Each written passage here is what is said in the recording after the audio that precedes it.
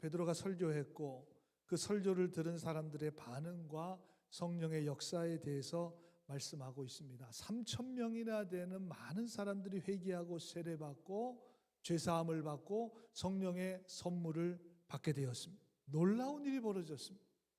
저도 바라기는 오늘 이 아침에 초대교회에 일어났던 그런 성령의 역사가 오늘 이곳에서 일어나게 되기를 주님의 이름으로 간절히 소망합니다. 설교하는 저에게 간절히 소망하는 거예요. 오늘 3,000명은 아니더라도 오늘 여기 모인 사람들이 성령의 충만함을 받았으면 좋겠다.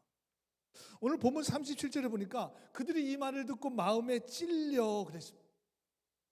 사도행전에 보면 이 마음에 찔려라고 하는 말이 2번 나와요. 한 번은 지금이고 또 한 번은 7장에 가면 스데반 집사가 설교할 때 나옵니다. 7장 54절에 보니까 그들이 이 말을 듣고 스데반의 설교를 듣고 마음에 찔림을 받았습니다. 베드로의 설교도 스데반의 설교도 똑같은 반응이 나왔습니다. 마음에 찔림을 받았습니다. 근데 그 결과는 정반대입니다. 베드로의 설교에서는 영적으로 반응하여 회개하고 세례받고 성령 충만받게 되지만 7장에 스데반 집사가 설교했을 때는 육적으로 반응해서 돌을 들어 던져서 스데반 집사님이 순교하게 되는 이야기가 나오게 됩니다.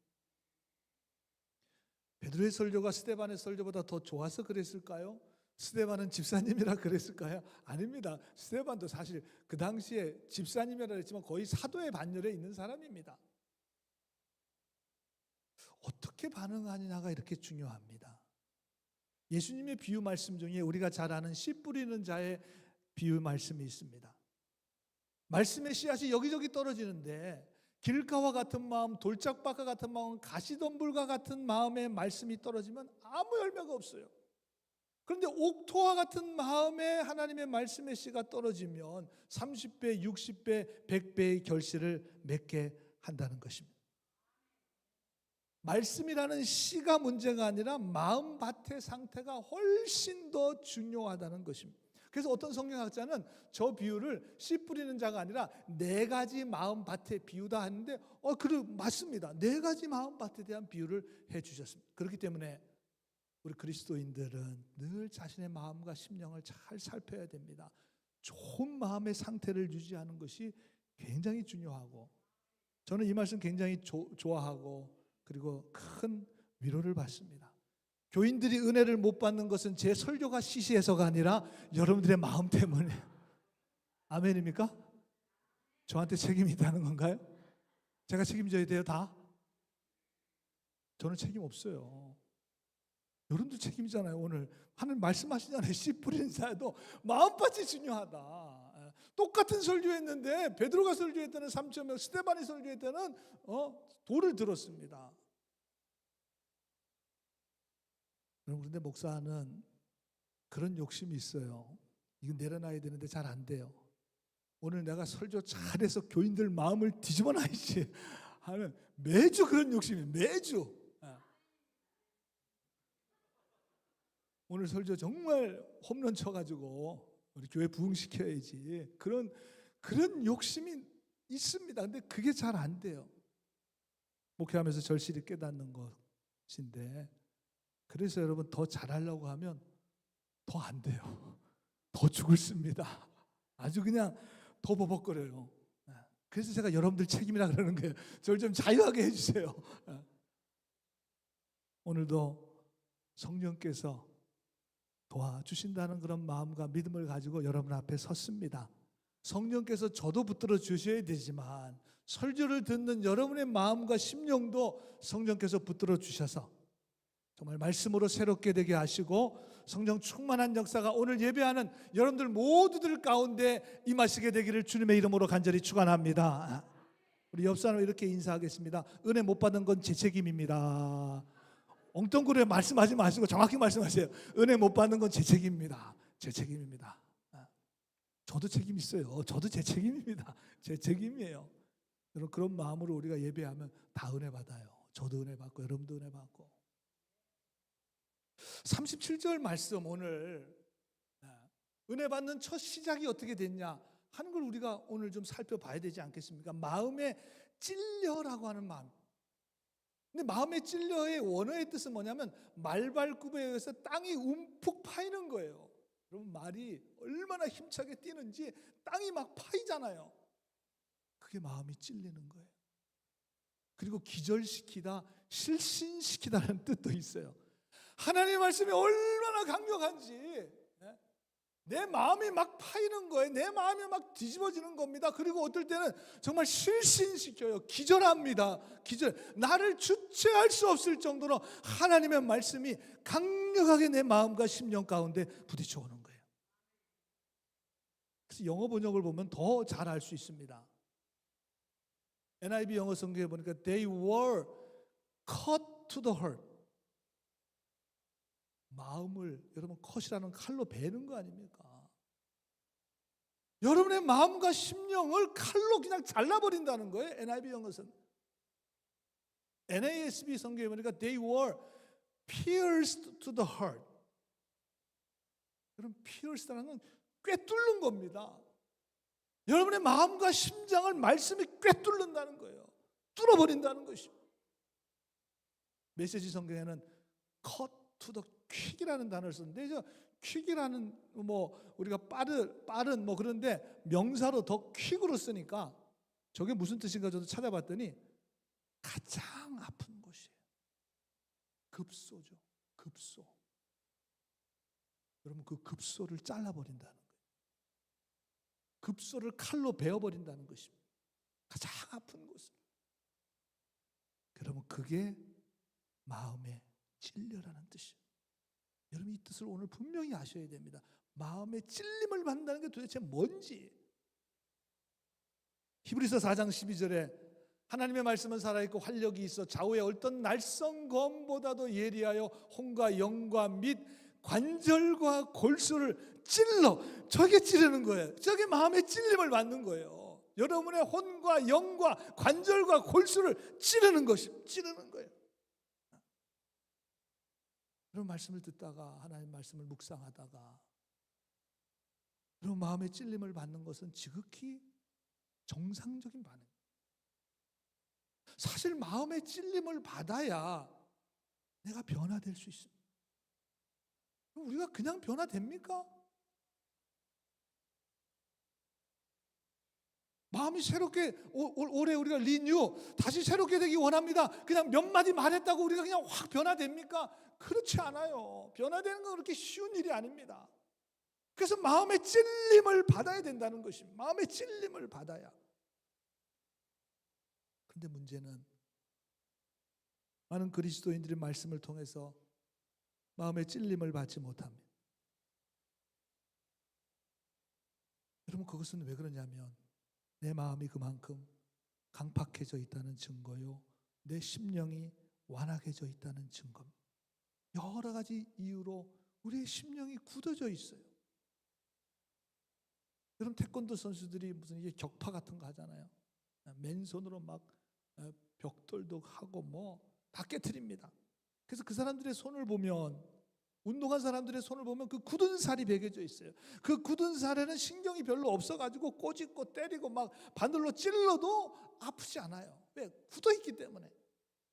마찬가지로 여러분, 우리의 마음이 여러 가지 영적인 이유로 우리의 영적 굳은 살이 자꾸 베겨집니다.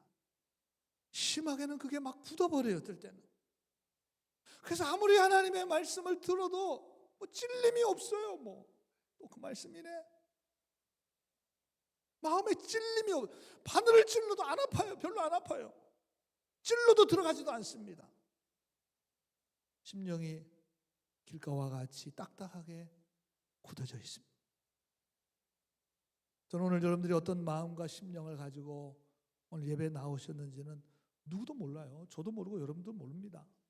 여러분들이 마음의 심령 상태가 어떤지 어떻게 알 수 있겠어요?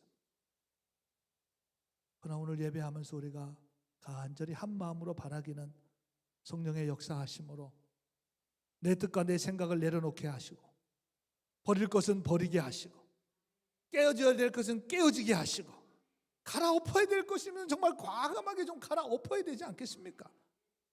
굳어진 것이 있다면 성령께서 마음과 심령을 감화 감동시키셔서 부드럽게 해주심으로 여러분의 심령이 새로워짐으로 또 성령의 감동으로 충만케 되는 그런 귀한 시간이 되시기를 우리 주님의 이름으로 간절히 축원합니다. 그럼 도대체 베드로가 무슨 말씀을 했길래, 거기 있는 수천 명의 사람들이 어떤 메시지를 들었길래 이 많은 사람들이 마음의 찔림을 받았습니다. 베드로가 설교한 내용이 오늘 우리가 읽진 않았지만 14절에서 36절까지 있으니까 여러분 집에 가셔서 꼭 한번 읽어보세요. 베드로가 무슨 설교를 했나 도대체. 쭉 베드로의 설교입니다. 근데 핵심적인 내용이 있어요. 23절에 보니까 너희가 법 없는 자들의 손을 빌어 못 박아 죽였다. 예수님을 못 박아 죽였잖아요. 유대인들의 십자가에 못 박으라 해서 못 박아 죽였습니다. 36절에도 너희가 십자가에 못 박은 이 예수를 그랬습니다. 너희가 십자가에 못 박았다는 것입니다. You crucified. 당신들이 했다는 거예요. 너희가 했다는 것입니다. 내가 예수를 십자가에 못 박아 죽게 했다는 것입니다. 이것이 그들에게 막 큰 찔림으로 다가왔던. 여러분, 성숙한 자와 덜 성숙한 자를 판가름하는 여러 가지 잣대가 있을 수 있겠지만 그 중에 하나, 누구의 탓을 하느냐에 따라서 달라집니다. 덜 성숙한 사람은 모든 것을 다 남의 탓으로 돌립니다. 환경을 탓하고 시대를 탓합니다. 아주 일반적인 경우죠. 그래서 어린아이들의 모습을 보면 쉽게 알 수 있죠. 어떤 문제가 생겨요. 그러면 아이들은 자기가 안 했다는 거예요. 누가 뭐 하고 누가 뭐라 그래서 하고 자꾸 핑계를 댑니다. 당연하죠. 어린아이 아직 성숙하지 못한 어린아이의 모습이죠. 그러나 여러분, 나이가 먹고 성숙한 어른이 되면 자기 책임으로 생각하잖아요. 모든 책임과 원인을 자기에게서 찾습니다. 자기의 또 잘못을 인정해요. 내가 부족해서 그렇지. 그래서 여러분, 신앙이 덜 성숙한 사람, 좀 우리가 믿음이 약하다 그러잖아요. 믿음이 약해. 그런 사람들은 고난과 문제나 시련이 찾아오면 하나님을 원망합니다. 하나님이 왜 나에게 이런 시험을 주시는 거야? 왜 나에게 이런 고난을 주시는 거야? 그러다가 세상을 원망하고 사람을 원망하고 주위 사람들을 원망하고 가족들을 원망. 이게 아주 패턴이죠. 그러나 여러분, 믿음이 강건하다, 신앙과 믿음이 성숙해졌다 하면 어려움과 시련과 고난이 올 때 자기의 약함을 인정하고 하나님을 신뢰하고 하나님을 의지합니다. 인내합니다. 그리고 이 어려운 과정을 통해서 하나님께서 나를 이 과정을 통해서, 이 고난의 시련의 과정을 통해서 더 성숙한 것으로, 더 귀한 것으로 하나님께서 빚으신다고 하는 분명한 그런 믿음을 가지고 그 과정을 잘 인내하며 기도하면서 견뎌냅니다. 그리고 때때로 내가 하나님 앞에 얼마나 큰 죄인인지를 깨닫고 주님의 은혜와 자비하심을 구하는 믿음이 그 성숙한 믿음이고 정말 믿음이 강한 거죠. 여러분, 예수님이 십자가에 달리셔서 보혈의 피를 흘리신 것은 다른 사람 때문이 아닙니다. 어떤 흉악한 죄를 지은 저 사람들, 저 나쁜 사람들, 저 인간들 때문이 아닙니다. 그냥 대충 뭉뚱거려서 우리가 그냥 하는 말로 모든 사람을 위해서 주님이 십자가에 죽으신 것이 아닙니다. 주님이 십자가에 죽으신 가장 정확한 이유는 나를 위해서, 내 죄를 사하시기 위해서, 나를 살려주시기 위해서, 나에게 영원한 생명과 소망과 천국을 주시기 위해서 여러분, 주님이 십자가에 죽으신 줄로 믿습니다. 여러분, 이 찔림만 있어도 사실 은혜 받는 거죠. 이 마음에 찔림만 있어도. 그런데 문제는 많은 그리스도인들이 나에게 주시는 말씀으로 듣질 않아요. 말씀을 나에게 적용하지 않습니다. 나와 상관없는 말씀으로 듣기 때문에 찔림도 없고 변화도 없고 새로운 믿음의 삶도 살지 못하고 성령 충만도 받지 못하는 이유가 되는 것입니다.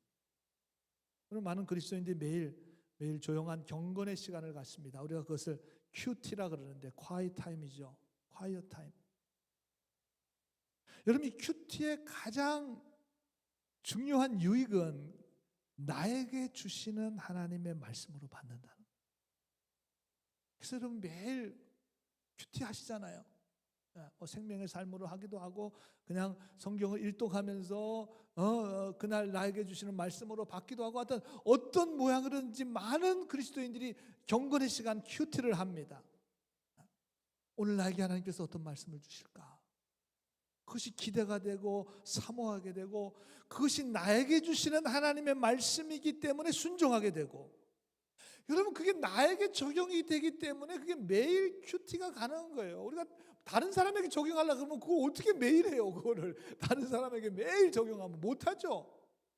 나에게 하기 때문에 그게 가능한 거예요. 나에게 오늘 나에게 주시는 말씀, 오늘 나를 이끌어 주시는 말씀, 오늘 나에게 힘이 되어 주시는 말씀, 그 말씀 붙들고 살아가는 거죠.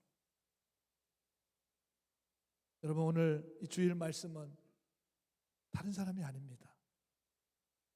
오늘 나에게 주시는 하나님의 말씀입니다. 여러분 각자에게 주시는 하나님의 말씀이에요. 오늘 하나님의 말씀으로 받게 되는 은혜가 있게 되기를 간절히 소원합니다. 하나님의 말씀으로 받아야, 그래야 리뉴 돼요. 다시 새롭게 됩니다. 그리고 능력과 변화의 삶을 살아갈 수 있습니다. 베드로의 설교를 거기 모인 많은 사람들이 자기에게 주시는 하나님의 말씀으로 받았습니다. 마음의 찔림을 받았습니다.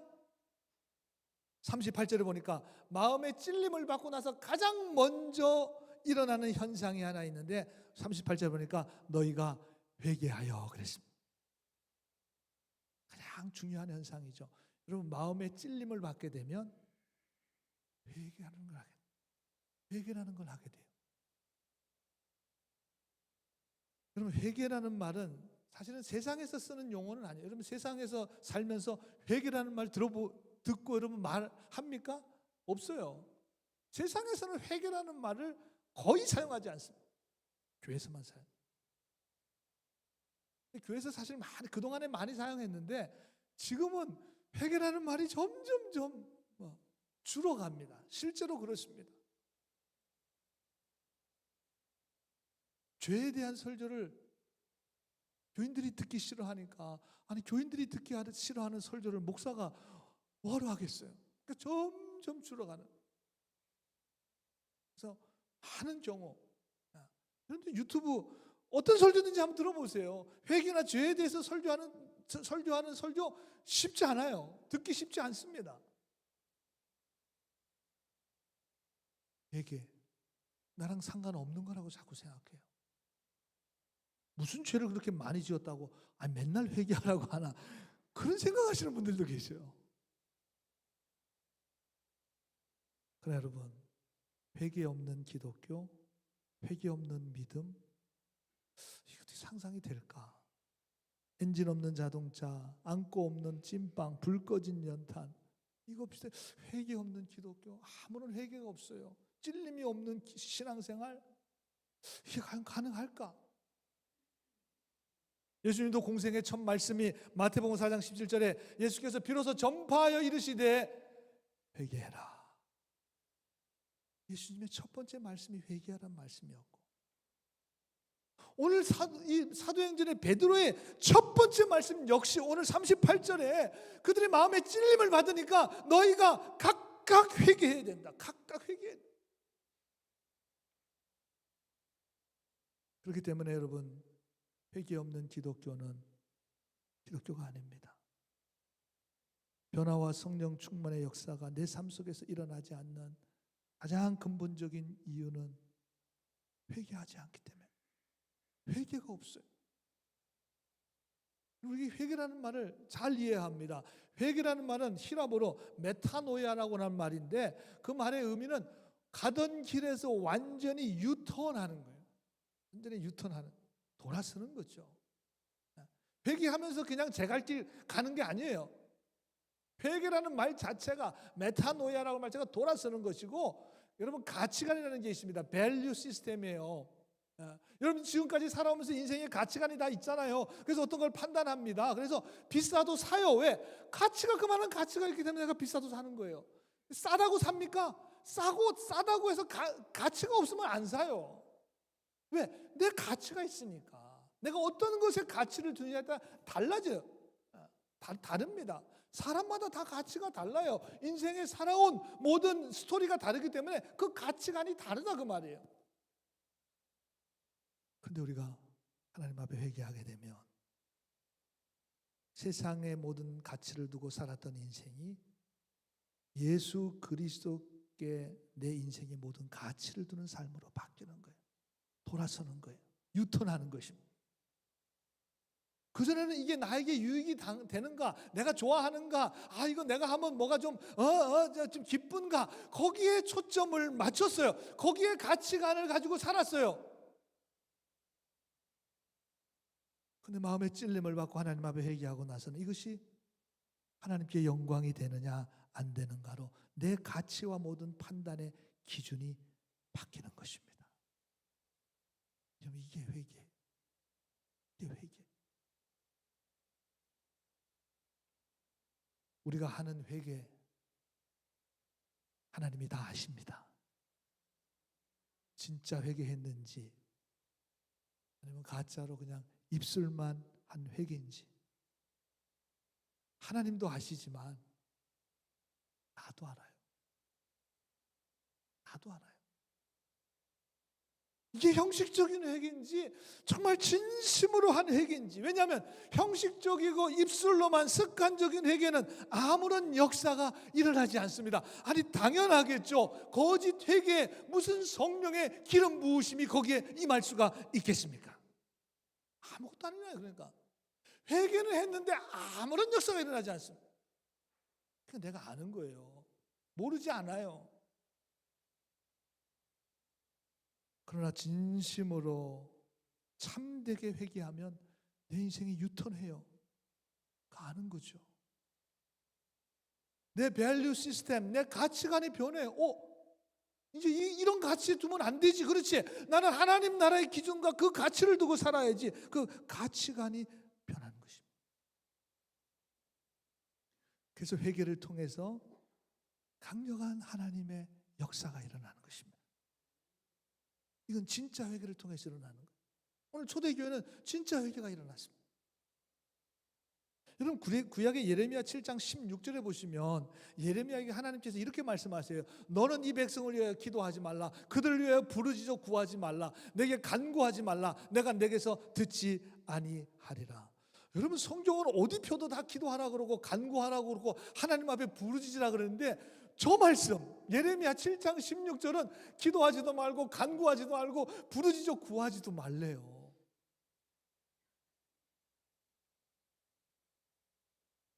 왜 그러셨을까 하나님께서? 아니 성경엔 다 기도하라는 내용인데 왜 예레미야에게는 기도하지 말라 그랬을까? 그 이유가 18절에 나와요. 자식들은 나무를 줍고 아버지는 불을 피우고 부녀들은 가루를 반죽하여 하늘의 여왕을 위하여, 우상이죠. 과자를 만들고 그들의 또 다른 신, 우상들이죠. 귀신들에게 전제를 부음으로 나의 노를 일으켰기 때문에 그런 거예요. 우상에게 절하고 귀신에게 절하고 온갖 우상 숭배를 했다는 것입니다. 그런데 여러분 저 때가 어떤 때냐면 요시야 왕, 여러분 아마 아시는 분이 계실 거예요. 요시야 왕 그러면 유대의 영적 개혁을 운동을 했던 왕입니다. 그래서 성전이 막 회파되어 있었어요. 그래도 아무도 관심을 안 가졌는데 이 요시야 왕 때 성전을 수리하기 시작했습니다. 성전을 수리하다 보니까 아무렇게나 내팽겨진 율법책을 거기서 발견하게 돼요. 하나님의 말씀을 성전 수리하다가 발견하게 됩니다. 그래서 온 백성들에게 그 하나님의 율법책을 낭독하고 백성들이 죄를 뒤집어 쓰고 하나님 앞에 회개했습니다. 회개하고 나서 실생활에 들어가 보니까 자식들은 나무 줍고 아버지는 불 피우고 부녀들은 가죽 만들어서 우상 숭배하고 있어요. 귀신에게 절하고 있어요. 그러니 하나님이 오죽 답답하시겠어요. 아니 죄를 뒤집어 쓰고 회개해 놓고서 가슴을 치고 땅을 치고 지금 회개해 놓고서 싹 돌아서서 하던 일 그대로 하고 있어요. 그대로 우상 숭배하고 있어요. 하나님이 그런 기도하지 마라. 기도도 하지 말고 부르짖지도 말고.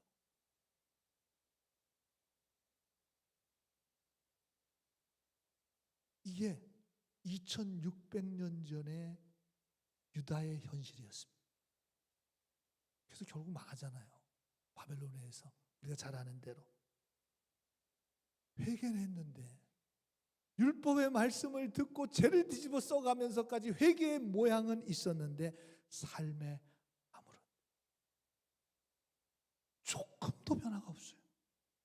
그대로 하고 있어요. 그냥 그 전에 했던 대로 그대로 하고 있어요.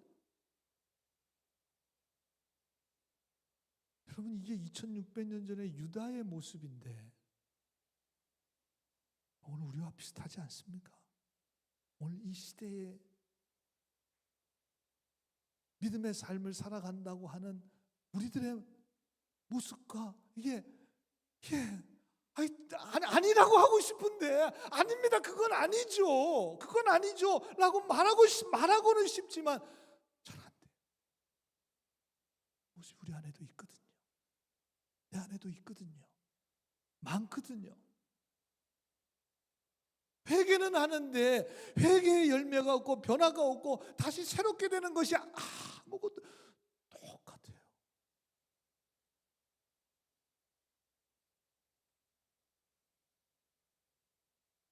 여전히 세상의 가치관을 가지고 살아갑니다.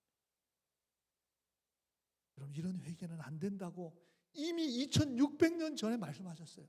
그런 회개는 안 된다고. 그런 회개는 해봐야 소용도 없다고.